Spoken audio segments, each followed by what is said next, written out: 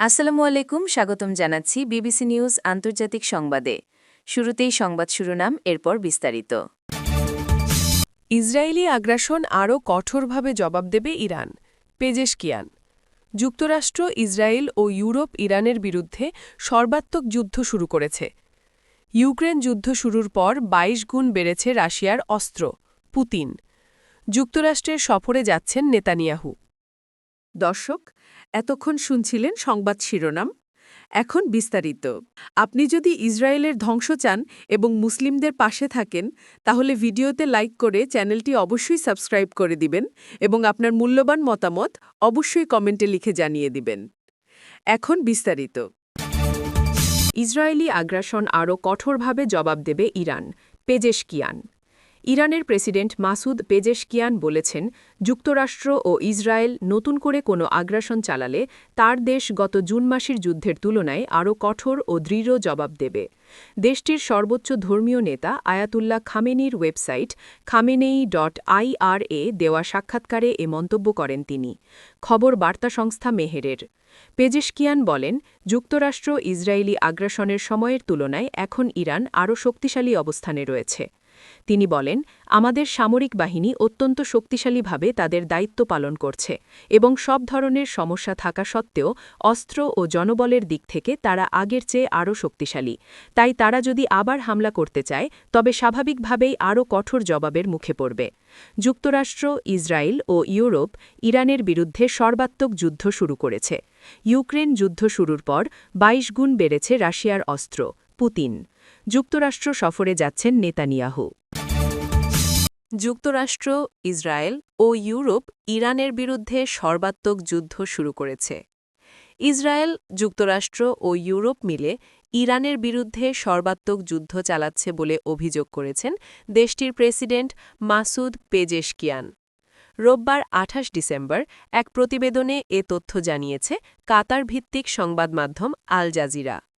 প্রতিবেদনে বলা হয়েছে, মার্কিন প্রেসিডেন্ট ডোনাল্ড ট্রাম্পের সঙ্গে সাক্ষাৎ করতে শীঘ্রই ওয়াশিংটন সফরে যাচ্ছেন ইসরায়েলের প্রধানমন্ত্রী বেনিয়ামিন নেতানিয়াহু। এর মধ্যেই শনিবার ২৭ ডিসেম্বর ইরানের প্রেসিডেন্ট যুদ্ধ নিয়ে এই মন্তব্য করলেন। ইরানের সর্বোচ্চ নেতা আয়াতুল্লাহ আলী খামেনেইর অফিসিয়াল ওয়েবসাইটে প্রকাশিত এক সাক্ষাৎকারে পেজেশকিয়ান বলেন, আমার মতে আমরা এখন আমেরিকা, ইসরায়েল ও ইউরোপের সঙ্গে পূর্ণ মাত্রার যুদ্ধে আছি। তারা চায় না আমাদের দেশ নিজের পায়ে দাঁড়াক। তবে তিনি হুঁশিয়ারি দিয়ে বলেন, আবার হামলা হলে আজের চেয়ে বেশি শক্ত জবাব দেবে তেহরান। পেজেশকিয়ান বলেন, আমাদের প্রিয় সামরিক বাহিনী শক্তভাবে তাদের দায়িত্ব পালন করছে।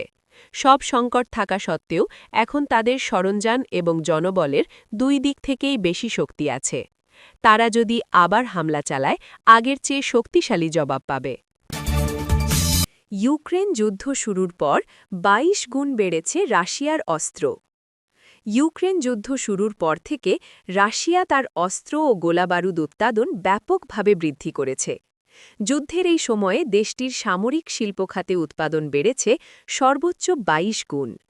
শুক্রবার ২৭ ডিসেম্বর ক্রেমলিনে প্রতিরক্ষা শিল্প সংশ্লিষ্ট কর্মকর্তাদের সঙ্গে এক বৈঠকে দেওয়া টেলিভিশন ভাষণে এ তথ্য জানান রাশিয়ার প্রেসিডেন্ট ভ্লাদিমির পুতিন। পুতিন জানান, ট্যাঙ্ক উৎপাদন বেড়েছে ২.২ গুণ, সামরিক বিমান উৎপাদন ৪.৬ গুণ, আর আঘাত হানার সক্ষম অস্ত্র ও গোলাবারুদের উৎপাদন বেড়েছে উল্লেখযোগ্যভাবে ২২ গুণ।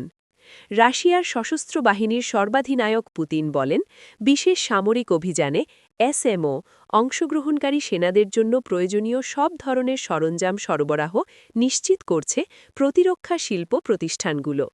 তিনি উল্লেখ করেন, যুদ্ধের ধরন ও কৌশল ক্রমাগত পরিবর্তিত হওয়ায় সেই অনুযায়ী সামরিক উৎপাদনেও পরিবর্তন আনা হচ্ছে। রাষ্ট্রীয় সংবাদ সংস্থা রিয়া নোবোস্তিকে উদ্ধৃত করে পুতিন বলেন, ২০২২ সাল থেকে রাষ্ট্রীয় সহায়তা ব্যবস্থার ফলে প্রতিরক্ষা শিল্প প্রতিষ্ঠানগুলো দ্রুত তাদের প্রযুক্তিগত সক্ষমতা জোরদার করতে পেরেছে, যার ফলে অত্যন্ত চাহিদাসম্পন্ন অস্ত্র উৎপাদনে উল্লেখযোগ্য অগ্রগতি হয়েছে।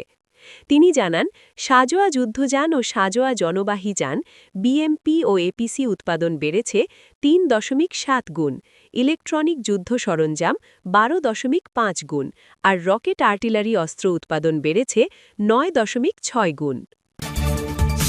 যুক্তরাষ্ট্র সফরে যাচ্ছেন নেতানিয়াহু। যুক্তরাষ্ট্র সফরে যাচ্ছেন ইসরায়েলের প্রধানমন্ত্রী বেনিয়ামিন নেতানিয়াহু।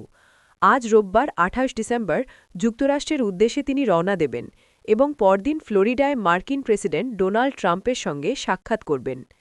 এক ইসরায়েলি কর্মকর্তা বার্তা সংস্থা এএফপিকে এ তথ্য জানিয়েছেন। চলতি বছরে এটি হবে যুক্তরাষ্ট্রে গিয়ে ট্রাম্পের সঙ্গে নেতানিয়াহুর পঞ্চম সাক্ষাৎ। সফরটি এমন এক সময়ে হচ্ছে যখন ট্রাম্প প্রশাসন ও আঞ্চলিক মধ্যস্থতাকারীরা গাজা উপত্যকায় ইসরায়েল ও হামাসের মধ্যে যুদ্ধবিরতির দ্বিতীয় ধাপে অগ্রসর হওয়ার জন্য চাপ দিচ্ছে।